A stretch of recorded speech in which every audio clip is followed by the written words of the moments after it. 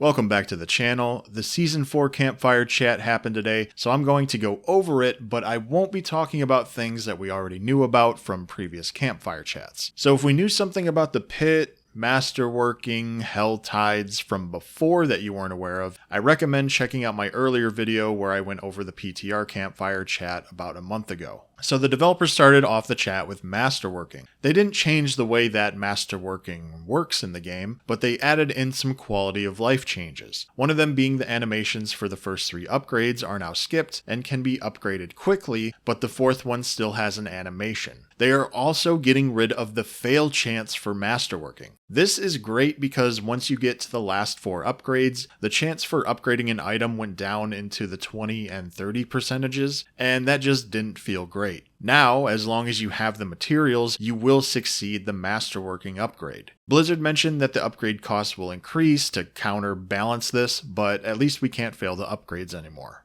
Enemies will now start dropping more veiled crystals. This is the one material in the PTR that was easy for players to run out of. So to prevent this from happening, now when we salvage items, we'll get 3 times as much salvage material for ancestral items and twice as much for sacred items. There's also a reduced veiled crystal cost for imprinting. This is a huge change, going down from 75 to 16. Greater affixes will be one of the most sought after things on items during the late game, and Blizzard updated the graphic for items that have these greater affixes. During the PTR, the item would have a Roman numeral, but now it has a star icon, which is a lot easier to see. We will also be able to see the star icon in the inventory as shown in their video here. Blizzard mentioned adding more screen clarity and computer performance, which is a good change. This is something that I ran into during the PTR. I was fighting a blood maiden with a bunch of other people, and then this random barb just runs in with dust devils and just starts dropping my frame rate. My computer started slowing down because there were so many dust devils on my screen.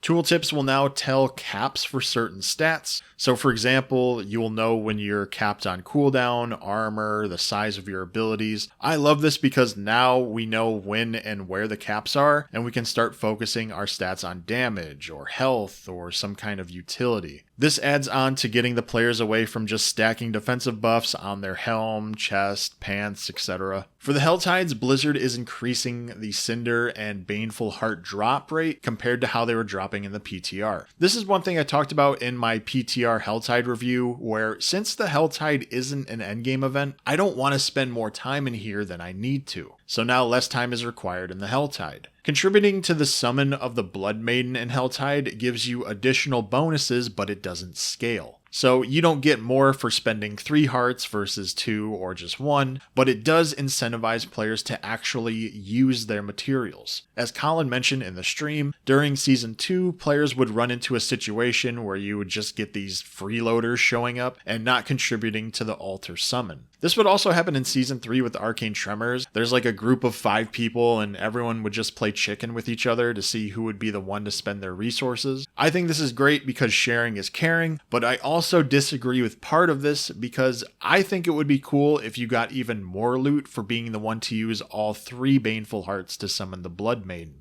The channeling time to open chest is now being reduced from 3 to 1.5 seconds. Again, a great change. I can't tell you how many times I've done Helltide since this game came out, and I lost all of my cinders because I was 1 or 2 seconds too slow to open the chest. Or if I got bumped off the chest and then needed more time than was given to restart the channeling. Talking about the Iron Wolves being part of the season theme in Season 4, they're bringing back the reward system that was used back in Season 2 and during the Lunar Awakening event, where you earn points towards unlocking these different items in these tiers. One of the items that will be in these tiers, and it's a new item, is the Profane Mind Cage. As mentioned before, this item will increase the Cinder drop rate as well as increasing monster levels, so they will drop better gear and help you level faster. Andariel is being added to the boss ladder, which I didn't get to fight her in the PTR, unfortunately, because I couldn't find one of the items needed to summon her. To combat this, Blizzard has made it so many enemies can now drop boss materials. We saw this in the PTR, where I ran a single Helltide and got 1 Blackened Femur, 1 Trembling Hand, 16 Living Steel, 8 Distilled Fear, and 11 Exquisite Blood, versus normally just getting a bunch of Living Steel.